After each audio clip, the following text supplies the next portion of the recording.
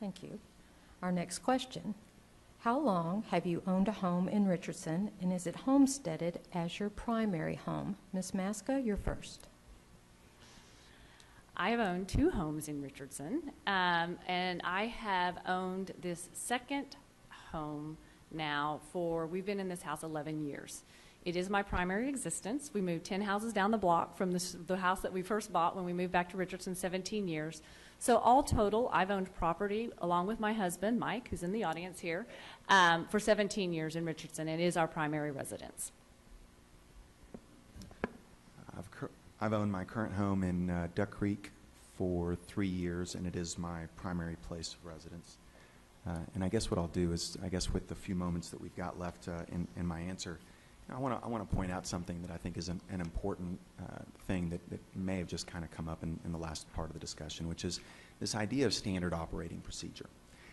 You know, there's a little bit of a difference between the two of us when it comes to the desire to actually look at things and determine whether or not there's a way to do things differently versus doing things the way they've always been done.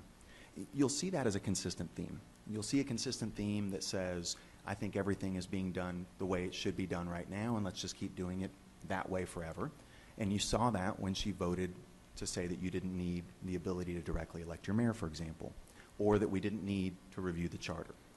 In my case, what you see is a person who is willing to say, let's see whether or not there's an opportunity to make things even better. I don't know that anyone here could say that in a budget like we have of almost $200 million, that it doesn't make sense to do things a little bit differently, to go away from the normal standard operating procedures and find ways to be even more efficient. And that's an opportunity that you can actually improve what's going on versus just stating everything's okay the way it's always been. And so this concept of standard operating procedure, I think, is something that you really kind of got to look for, because a leader is willing to solve problems as they come versus saying we need to do them the same way every time. Ms. Maczka, you have 1 minute to rebut. Well, I'm glad that we've kind of gotten down this path because, again, this is a theme that has carried out. For those of you who've been to all the forums, I will say, I typically say in my opening comments that I have been portrayed as someone who thinks that we need to keep doing things the way we're doing. What I'm going to say to you tonight is Richardson is a great city, but we can do better. I am all about innovation. I am all about changing things. But I think that it's really important to fully vet those ideas, to understand where we've come from, to look at the past as a starting point for how we're going to move forward in the future. I've got a record of asking questions too. When I first got involved in the city, I was on the Parks Commissioner, and I questioned a lot of things that we did. And I said that when I ask these questions, it's not because I don't think we're doing things the right way. I think at the end of the day, what we will have is validation that things are going the right way or an impetus to make the change. That's how I will also serve as mayor, and that is how I operate as a leader. Mr. Omar?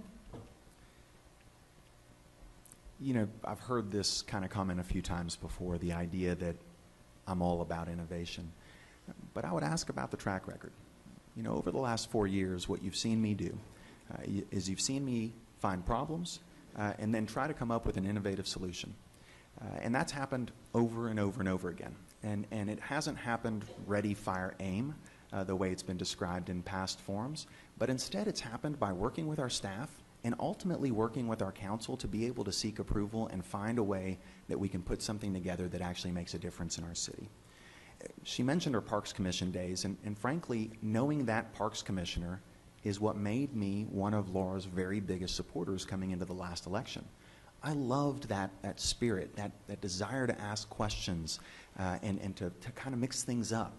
Unfortunately, what's happened is she became a completely different person as council person, and it's been a disappointment. But it's been the kind of thing that I think shows a lack of leadership. Thank you.